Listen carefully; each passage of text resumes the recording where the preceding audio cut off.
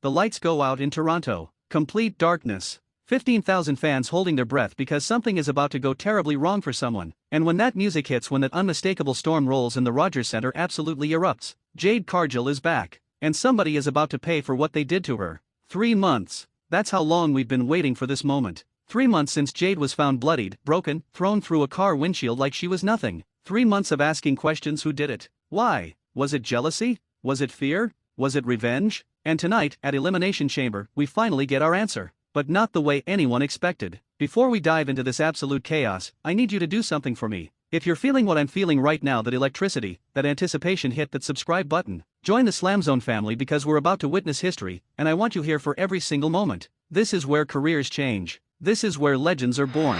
And if you stick with me through this, you're going to understand why this moment will be talked about for years. The Women's Elimination Chamber match is about to begin. Liv Morgan and Naomi are standing in their pods, stretching, preparing for war. The other competitors are locked in, focused. Naomi's looking confident, maybe too confident. She won those tag team titles after Jade was taken out. She's been living her dream while Jade's been gone. And some people have been whispering. Some people have been asking uncomfortable questions. But Naomi? She's been playing innocent, acting like she had nothing to do with it. The bell hasn't even rung yet. The match hasn't officially started. Liv and Naomi are about to step into the chamber structure when suddenly the arena goes pitch black. A pause. 1 second. 2 seconds. The crowd knows something's coming. You can feel the tension building like pressure before an explosion. And then it hits. That entrance music crashes through the speakers like a lightning bolt. The entire crowd jumps to their feet, 15,000 people screaming at the top of their lungs because they know who this is. Jade Cargill storms through that entrance with a look in her eyes that could melt steel. She's not here for a match. She's not here to compete. She's here for blood. Pure, raw vengeance.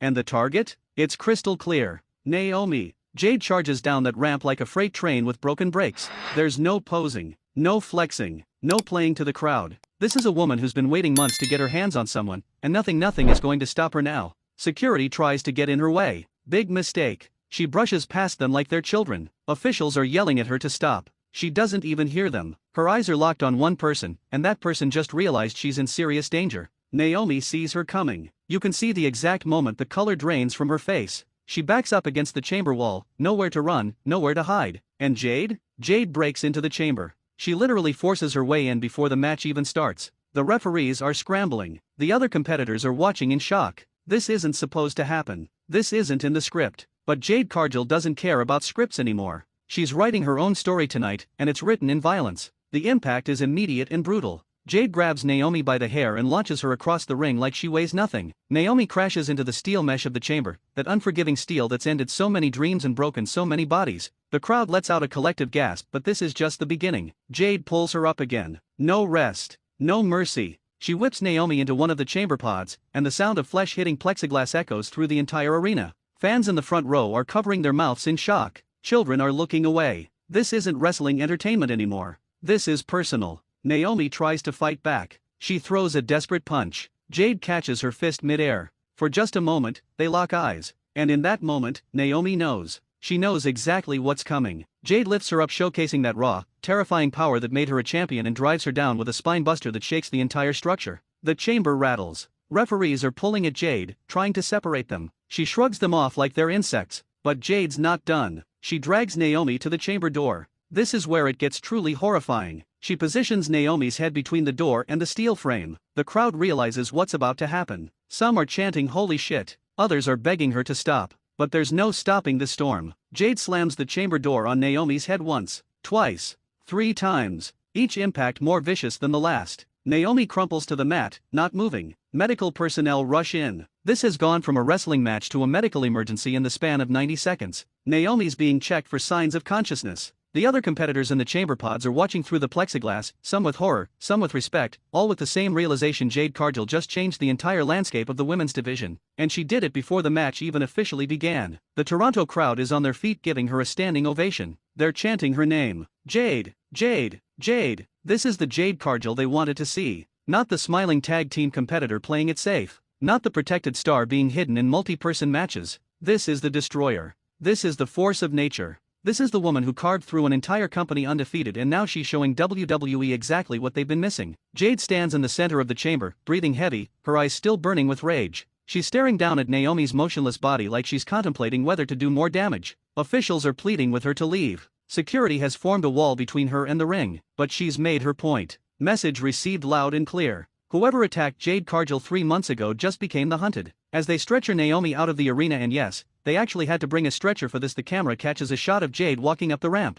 No celebration, no smile, just cold, calculated satisfaction. She got what she came for. The mystery is solved. It was Naomi, the woman who took her spot, the woman who won her titles, the woman who thought she could get away with it. Think about the storytelling here. Think about how perfectly this moment was crafted. For 3 months, we've been watching Naomi team with Bianca Belair, win championships, act like everything was fine. She played the concerned friend. She played the innocent replacement. But Jade knew. Jade always knew. And she waited. She healed. She plotted. And when the time was right, she struck with the precision of a sniper and the force of a hurricane. And if you're loving this breakdown, do me a favor, smash that like button, drop a comment telling me what you think happens next between these two, and share this video with every wrestling fan you know. We're building something special here at SLAMZONE, and I want you to be part of this journey. Hit that notification bell because trust me, you don't want to miss what's coming next. But let's talk about what this means going forward. This isn't just a one-time attack. This is the beginning of what could be the most intense rivalry in the women's division. Jade Cargill just announced to the entire roster that she's back and she's coming for everything. No more tag teams.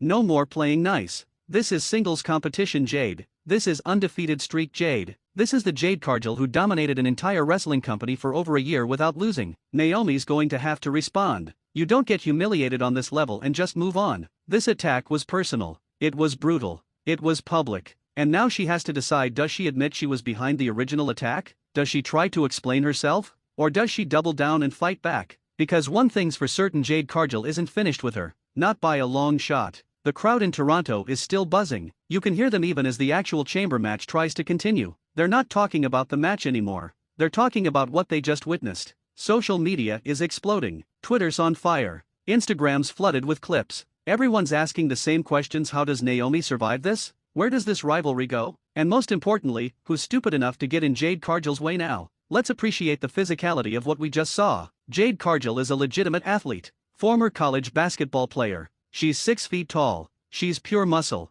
She looks like she was sculpted from marble. And when she channels all that physical power into aggression, into rage, into purpose, it's a terrifying sight. Naomi's not a small woman. She's an incredible athlete herself. But against Jade, she looked helpless. She looked overwhelmed. She looked exactly like someone who just realized they made the biggest mistake of their life. The symbolism of slamming the chamber door on Naomi's head is brutal poetry. The chamber is supposed to contain violence. It's supposed to be a structure where chaos is controlled, where rules still matter. But Jade Cargill used that very structure as a weapon. She turned the chamber itself into an accomplice in her revenge. That's not just physical dominance, that's psychological warfare. Every time Naomi sees the chamber structure for the rest of her career, she's going to think about this moment. Think about the months leading up to this. Jade was found backstage, destroyed, with Bianca Belair standing over her looking shocked and concerned. Everyone assumed it was some random attack. Maybe Chelsea Green trying to take out competition. Maybe someone jealous of the tag team champions. But it was Naomi all along. The woman who stepped in to take Jade's place. The woman who won the titles. The woman who got the spotlight while Jade was at home healing. Was it jealousy?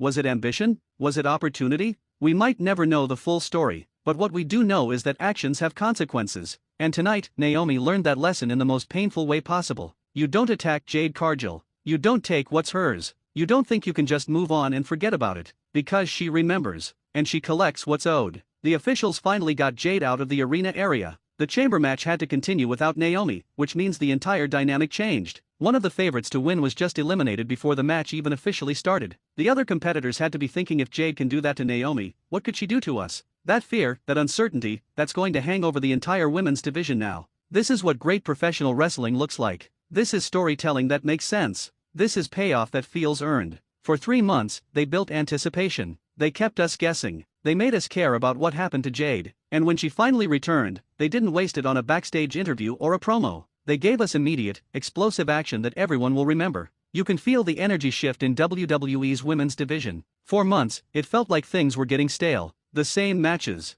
The same stories. But this injected pure adrenaline into everything. Suddenly, everyone's talking about Jade Cargill again. Suddenly, Naomi went from being a fan favorite to being in the most dangerous position of her career. Suddenly, the women's division feels unpredictable and exciting again. And here's what I love most about this moment: Jade didn't say a single word. Not one promo. Not one explanation. She let her actions speak for themselves. In an era where everyone wants to get on the microphone and explain their feelings, Jade just showed up and destroyed someone. Sometimes the best storytelling doesn't need words. Sometimes violence is the most eloquent language in wrestling. The aftermath of this is going to be incredible. You know WWE is going to book a match between these two. Maybe at WrestleMania. Maybe at the next premium live event. But when they finally meet in an official match, it's going to be absolute chaos. The crowd's going to be white hot. The intensity is going to be off the charts. And someone's going to have to win, which means someone's going to lose, and neither woman can afford to lose this feud. Jade Cargill just reminded everyone why she was undefeated for over 500 days in her previous company.